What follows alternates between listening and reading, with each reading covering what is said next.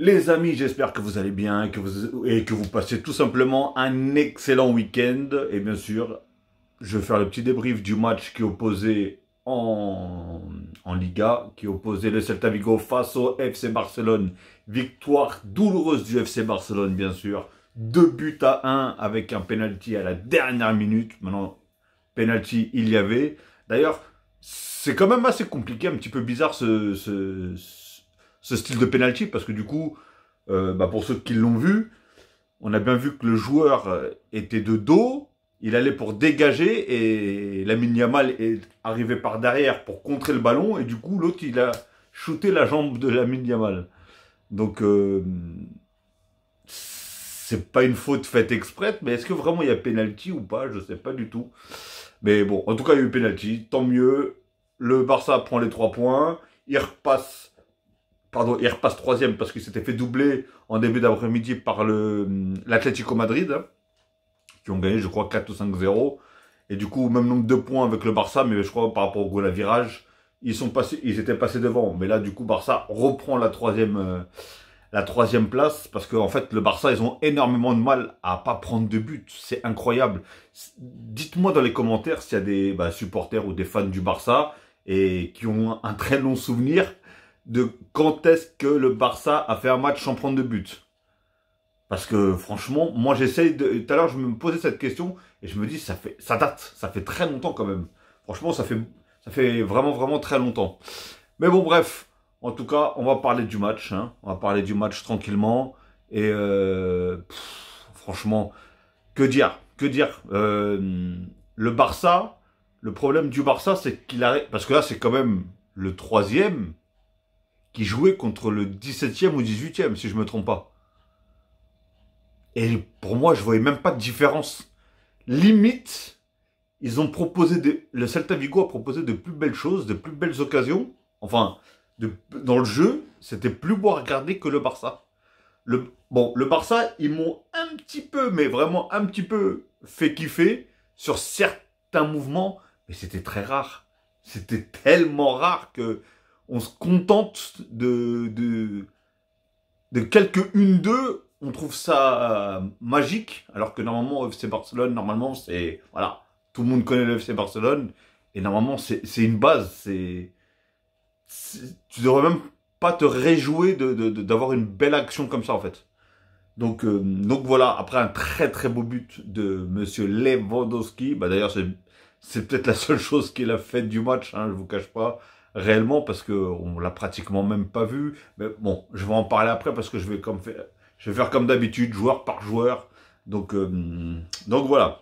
Bon, on va commencer par Ter Stegen. Ter Stegen, écoutez, il n'a pas eu non plus énormément de choses à faire, et sur le but, il peut rien faire, parce qu'elle a été déviée par Koundé, la balle, donc voilà, on peut pas lui en vouloir, lui, il pouvait rien faire sur ça. Donc voilà, match normal pour lui. Koundé. Non, c'est trop. Koundé, je sais plus quoi dire, hein. Franchement, il fait des choses, j'arrive plus à comprendre. Le problème, mais c'est pour ça que le Barça prenne autant de buts, en fait, parce que la défense entière, pratiquement, est catastrophique. Est vraiment catastrophique. Donc, voilà, Koundé, qui, pour moi, fait pas un bon match, hein. Même si à un moment, il sauve peut-être vite fait une occasion, mais sinon, dans l'ensemble, c'est pas ça. Franchement, c'est pas ça. Après, il y a eu Arauro qui, je trouve qu'il a fait le peu qu'il a joué. Il a fait quand même un bon match dans l'ensemble, là. On a vu qu'à un moment, parce que je pensais qu'il avait commencé à perdre sa vitesse. J'ai vu qu'à un moment, sur une contre-attaque, il a réussi à rattraper l'attaquant qui partait tout seul, hein, au cage. Et il a réussi à d'ailleurs lui subtiliser le ballon. Donc franchement, non, Arauro, le peu qu'il a joué, il a fait quand même un match correct. Qui d'ailleurs est sorti, je crois, à la mi-temps. Il a été remplacé par Martinez. Hilaro Martinez, ou je sais pas quoi là. Je sais pas comment il s'appelle celui-là aussi. Attendez, je vais vous dire ça tout de suite. Ouais, c'est ça. Voilà, Lauro... Non, ouais... Hilaro Martinez, je sais pas c'est quoi son nom, bon, il s'appelle Martinez, c'est lui qui a remplacé tout simplement, comment il s'appelle, Arauro, donc du coup je sais pas si Il l'a sorti pour qu'il se repose un peu par rapport au match de mercredi, parce que mercredi, bien sûr, le FC Barcelone vont à Naples, hein, si je ne me trompe pas, et pour un match de Champions League. Donc, est-ce qu'il l'a fait jouer juste une mi-temps, ou est-ce que il a eu une gêne, et du coup, ils n'ont pas voulu forcer dessus? Je ne sais pas du tout. Donc, dites-moi dans les commentaires, en tout cas, s'il y en a qui savent, qui en savent un peu plus sur ça, hein. Parce que s'ils perdent Araujo, qui est pratiquement le meilleur défenseur, qui est même le meilleur défenseur du FC Barcelone, déjà que ça va mal, alors là, c'est cuit. Là, c'est cuit de chez cuit. Hein. Après, on a qui Koubarsi. Bon, on va jouer, beaucoup jouent sur la jeunesse, il n'y a pas de souci. Lamine Yamal a le même âge que lui, je crois. Il a 16 ans, ils ont 16 ans les deux. Lamine Yamal montre quelque chose. Ok, il est jeune, il faut lui laisser du temps. Mais là, c'est une catastrophe. Le mec s'est fait manger, mais toute la première mi-temps par, je sais plus comment il s'appelle, celui qui était sur son côté là. Il s'est fait manger. Il a fait que des mauvais contrôles. Il faisait que des mauvaises passes. Il fait des fautes, et je l'avais déjà dit ça dans une précédente vidéo. Il fait des fautes bêtes, inutiles, mais qui servent à rien. Et on dirait des fautes d'un enfant de 10 ans. Franchement, c'est abusé. Il n'arrive pas à se contrôler, on dirait qu'il n'arrive pas. C'est vas-y, je lui rentre dedans au joueur. Pff, franchement, personnellement, hein, j'arrive même pas à savoir ce qu'il pourrait apporter. Parce que défensivement, il n'apporte rien. En passe, il n'apporte rien. Rien. Je sais pas. Je suis d'accord, il est jeune, il est très jeune, il a beaucoup de choses à apprendre, etc. etc. Mais franchement, je pense que là, le Barça a d'autres choses à faire que de penser voilà, à donner du temps de jeu à un mec qui, je sais pas, mais franchement, moi, je le trouve pas bon, en fait. Parce que si t'es pas bon contre le 19e ou le 18e, ou je sais plus, ils sont combien, le Celta Vigo, bah, ça va être quoi contre les autres, alors, hein? Quand tu vas jouer contre Naples, là, ils vont le mettre, il va faire quoi, en fait? À part se faire manger dans tous les sens. Donc, voilà, Cancelo, Cancelo pour moi il a fait un très bon match. Hein. Il a beaucoup apporté, comme d'hab, hein, offensivement il a beaucoup apporté, défensivement il a été là. Et beaucoup couru, hein, il a beaucoup mouillé le maillot tout simplement. Donc franchement Cancelo, bien. De Jong, j'ai bien aimé aussi. Hein. Comme d'habitude, il joue vers l'avant. J'adore quand il tourne en rond autour du joueur et paf, il part, dos au but, foum. Voilà, il feinte, etc., etc. Franchement, nickel. De Jong, parfait. Christensen, ouais, je ne l'ai pas trop vu non plus. D'ailleurs, je ne sais pas ce qu'il foutait, pourquoi il l'a mis au milieu, personnellement. Bon, d'après ce que j'ai compris, il voulait faire reposer un petit peu Gundogan. Et du coup, c'est Christensen qui a pris la place à, comment il s'appelle là, De Jong. Enfin, il n'a pas pris sa place sur le terrain. Enfin, si, dans son positionnement, il a pris la place de Jong. Et De Jong, du coup, il était un peu plus devant. Mais voilà, en tout cas, c'était pas la folie non plus. Hein. Mais voilà, ça va, ils se sont bien entretenus. Pedri, aujourd'hui, j'ai adoré. Pedri, il a joué avec son intelligence, sa technique de jeu, ses petites passes qui brisent des lignes, qui apportent des occasions, qui apportent de bonnes choses dans des petits espaces. Et c'est là où est-ce qu'il est fort, en fait. Pedri, son style de jeu, il s'en fout d'avoir des espaces ou pas. Lui, ce qu'il veut, c'est ça. C'est taf. Voilà, tout simplement. Donc Pedri, pour moi, il a fait un bon match aujourd'hui. Lamine Yamal, comme d'habitude. Hein. Franchement, c'est lui qui apporte le penalty. Non, il a fait un match extraordinaire. Comme d'habitude. Et en plus, ce qui m'a rendu fou, hein, c'est que le mec, à un moment, je l'ai vu, il était arrière droit. Il défendait sur un joueur. Franchement, je me suis dit...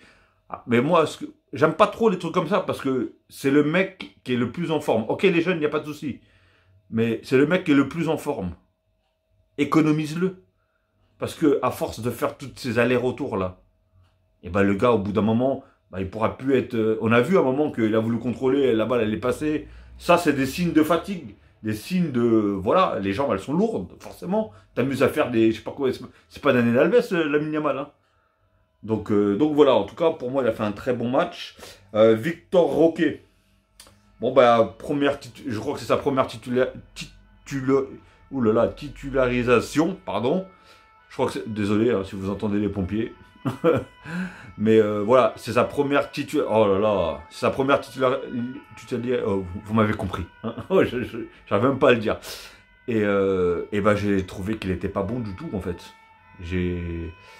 Ouais, c'était pas ça du tout, du tout, du tout. Alors déjà, il était pas connecté à Lewandowski. On voyait que les 1-2, ça allait pas. Il avait un énorme problème sur les contrôles. Il avait un énorme problème dans ses placements. Il n'arrêtait pas de glisser. On dirait qu'il était complètement perdu. Après, c'est pas son poste. Hein. Voilà, on sait que lui, c'est un pur avant-centre. Et du coup, comme il avait Lewandowski, il pouvait pas être avant-centre. Donc du coup, il l'a mis à gauche. Mais on a vu que c'était pas ça du tout. Je pense que c'était mieux de faire rentrer Ferran Torres ou Rafinha, comme il l'a fait rentrer tout simplement. Ou même d'ailleurs, quand il a fait... J'ai trouvé qu'il a fait quand même une bonne entrée. Hein. Mais le problème du Barça, hein, franchement, qu'on dise ce qui est, franchement, je sais pas, il y avait des périodes où est-ce qu'il pouvait jouer une touche de balle vite fait, en contre-attaque, etc. Et non, et ça ralentit, ça attrape le ballon, ça revient en arrière. C'est... J'ai vu Gundogan. Gundogan, pourtant, il était tout frais et tout. Et le gars, il faisait que ça. Pendant 2-3 fois, il y avait une espèce de... Je dirais pas une grande contre-attaque, mais une contre-attaque quand même. Et le gars, il arrive au milieu et il revient en arrière. Mais dans ma tête, je me dis, mais c'est quoi cette blague en fait? Pourquoi tu joues pas vers l'avant? Surtout qu'il n'y avait que un partout. Hein. C'est pas comme s'ils étaient en train de gagner 1-0 ou 2-0 ou quoi que ce soit. Il y avait un partout encore à ce moment-là. Donc franchement, je sais pas quoi dire. Et après, bah, Lewandowski, hein, Lewandowski qui, bah voilà. Il a fait un peu comme certains attaquants. Hein. Il a pas fait grand-chose du match, mais il a marqué. Et en plus, un très beau but. Voilà. Ça, on peut pas lui enlever. Lui, c'est ça qui me rend dingue, en fait. C'est que des fois, il va te rater des buts qui sont inratables. Encore moins pour un attaquant de ce niveau-là. Et le gars va te mettre des frappes comme ça. Paf! Ou franchement, ça, c'est des vrais buts de buteur, en fait. Voilà.